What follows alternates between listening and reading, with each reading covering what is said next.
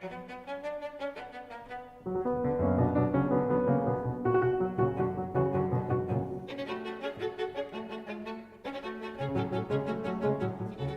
vous souhaite d'ores et déjà une excellente année 2017, que celle-ci puisse vous apporter ce dont vous rêvez le plus et ce dont vous avez le plus besoin également. Je voudrais axer mon propos de ce soir sur le véritable sens des vœux, au-delà de la traditionnelle maxime bonne année. Interrogeons-nous sur ce que signifient ces quelques mots pour notre ville. Au-delà des souhaits à destination de chacun d'entre vous individuellement, les souhaits que je vais émettre vont au-delà de l'incantation.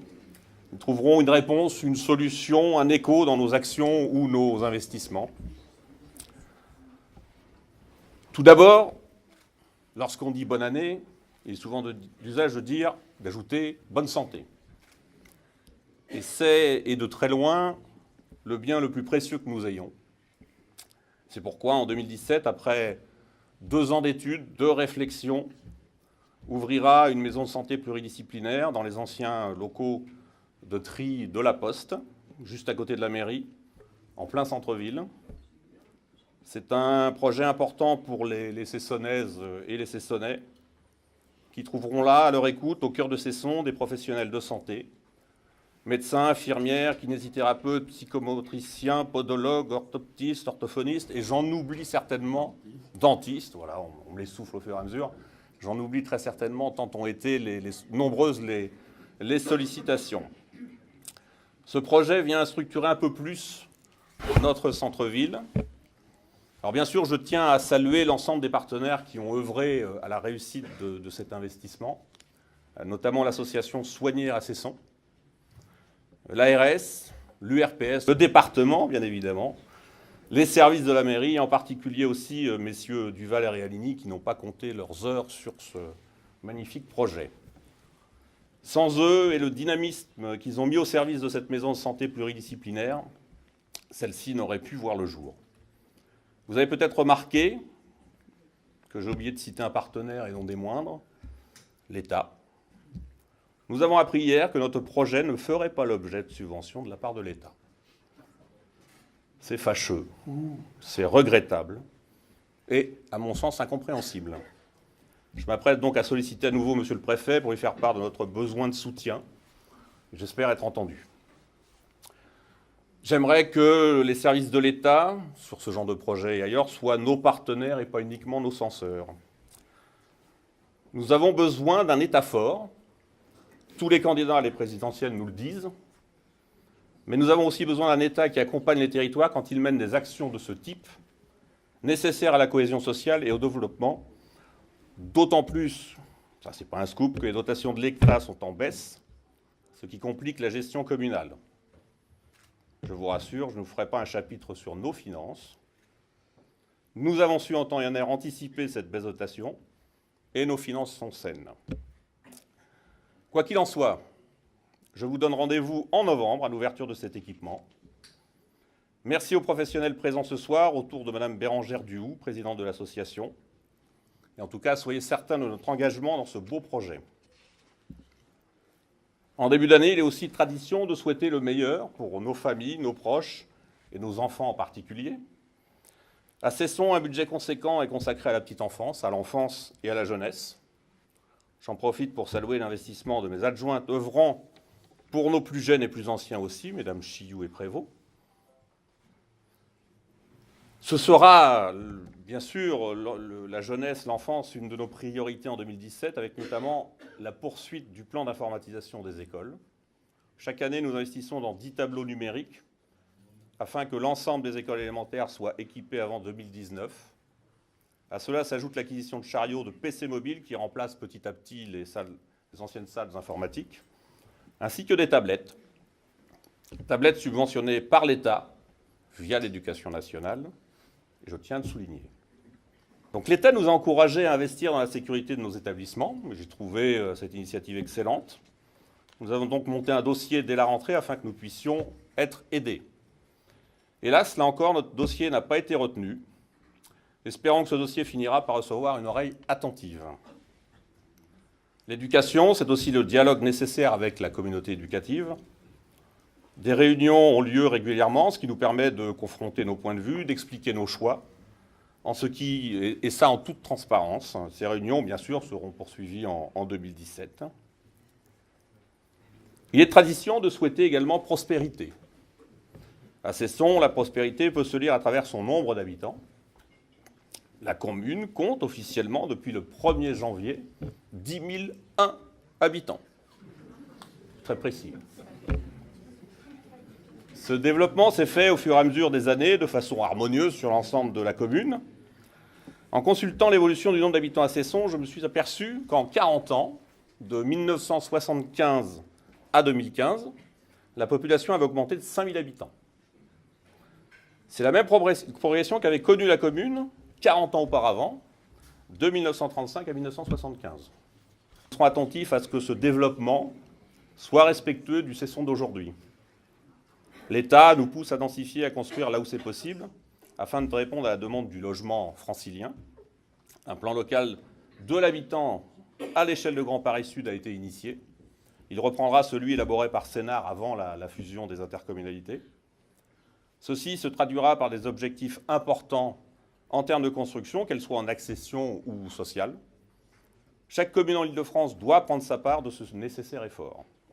Cesson le fait, mais n'ira pas, notamment en ce qui concerne le logement social, au-delà des objectifs fixés par l'État et transmis par la préfecture. Le développement harmonieux passe aussi par là. La mixité sociale doit être une réalité et non une fatalité. Les 2 derniers programmes de logements sociaux sortis de terre à Cesson, avenue Charles Monnier, sont une réussite architecturale, il faut le souligner. Nous ferons en sorte qu'ils soient, et en particulier la résidence intergénérationnelle, une réussite tout court et le point d'ancrage du nouveau quartier du centre-ville à venir. Je souhaite, et comme cela a été fait sur les projets en cours, poursuivre le dialogue avec les Cessonnaises et les Cessonnais et poursuivre, bien sûr, les réunions de travail et les relations engagées, notamment avec nos partenaires que peuvent être l'EPA Sénart et le CAUE. Le travail doit être mené en toute sérénité, loin des formules toutes faites, des yaka faucons, et surtout en n'ayant qu'un seul objectif en tête, le bien commun. Conscients des enjeux de demain, nous avons engagé une étude de circulation et nous engageons également la mise en révision de notre PLU. Là encore, 2 occasions pour les Cessonnaises et les Cessonnais de venir s'exprimer, débattre, de faire vivre la démocratie locale.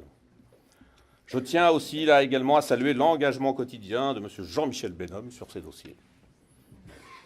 À Cesson, la prospérité peut également se traduire par son dynamisme économique, dû notamment à ses commerçants de proximité, que ce soit au centre-bourg ou à Cesson-la-Forêt. Vous êtes, mesdames et messieurs, un élément essentiel de notre bien-vivre à Cesson.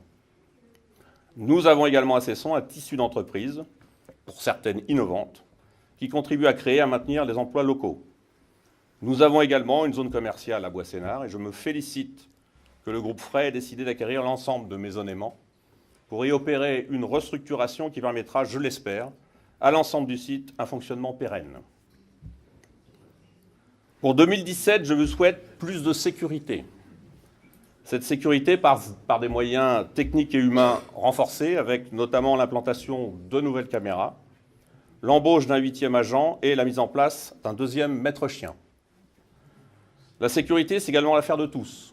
C'est pourquoi nous mettrons en œuvre le dispositif Voisins Vigilants, associant la population, afin que chacun puisse être acteur de sa propre sécurité. Les vœux est aussi tradition de les présenter à ses voisins. Depuis l'année dernière, notre voisinage direct s'est élargi de 8 à 24 communes. Je ne reviendrai pas sur la constitution de notre agglomération Grand Paris Sud Seine-et-Saône-Sénart.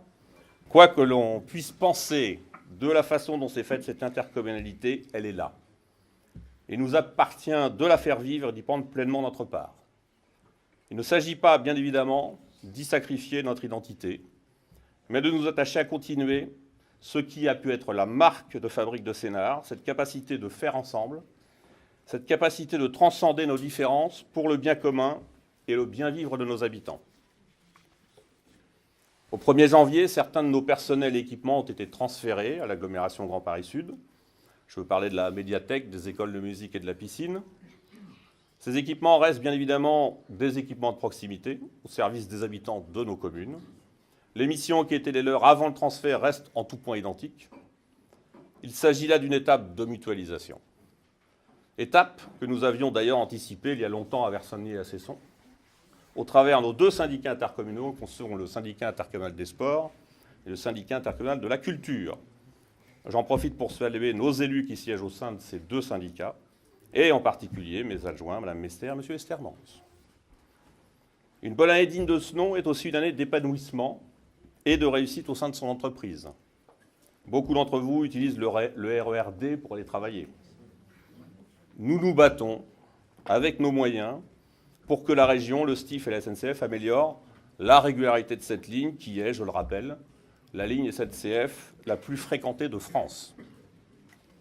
Si nous avons pu constater les années passées un certain statu quo, les choses changent et on nous annonce, notamment pour fin 2018, la création de 3 trains Sénart Express entre 7h et 8h. Ça, j'adore le terme, Sénart Express. Donc, trains qui seront omnibus de Melun à Lieusaint, puis après direct Paris. Les choses avancent. Les choses avancent également en termes d'accessibilité de la gare de Cesson, puisque la SNCF va engager des travaux cette année afin de rendre accessibles à tous les quais de la gare de Cesson. Cela passe par la création d'ascenseurs et le rehaussement des quais. Des travaux importants donc, qui prendront fin en 2020. Je vous souhaite également une année festive. Et nous pourrons, au cours de l'année, inaugurer notre nouvelle salle polyvalente Sudbury 2. Ouverte à tous, elle viendra remplacer notre salle Sudbury qui a fait son temps. Elle accueillera bien évidemment les événements de la commune, et pourquoi pas les prochains vœux. Les habitants qui souhaiteraient la louer pour leurs événements familiaux, et bien évidemment nos associations cessonnaises. À cette occasion, je voudrais saluer celle qui fait le lien entre municipalité et le monde associatif, Mme Marie-Annick Fayat.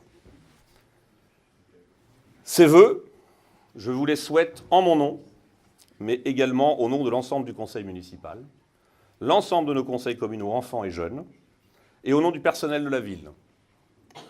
Un maire n'est rien tout seul. Il a besoin d'une équipe d'élus compétents, impliqués, disponibles, et c'est le cas. Il a besoin d'une opposition constructive, prête au dialogue et à la recherche du consensus, sans compromission. Je pense que c'est le cas.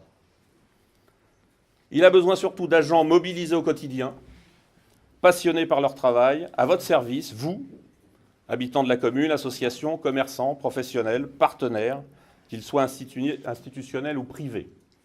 Et je dois dire que sous la houlette de M. Martin, notre directeur général des services, j'ai la chance d'avoir des équipes de professionnels dans tous les domaines de compétences qu'une mairie se doit d'exercer. Je les salue et les remercie ce soir. En cette année d'élection, je vous livre une citation du Mahatma Gandhi. Tout de suite, ça élève le débat. La règle d'or de la conduite est la tolérance mutuelle. Car nous ne penserons jamais tous de la même façon. Nous ne verrons qu'une partie de la vérité et sous des angles différents. Je voudrais vous présenter une application mobile disponible depuis aujourd'hui. Son nom est simple, elle s'appelle Cesson.